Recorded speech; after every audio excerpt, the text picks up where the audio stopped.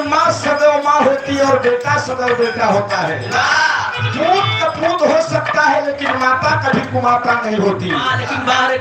लेकिन बाहर कलयुग माताएं माता भी कुमाता होती चली जा रही है। बाबूजी बेटा माँ के कमंबर चरणों में मस्तक टेक कर माँ से अरदास करता है, कहता है कि अम्मा साहब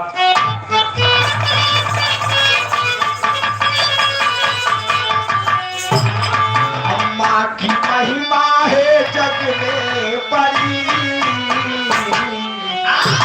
अम्मा की महिमा है जग में बड़ी, माँ से को झुक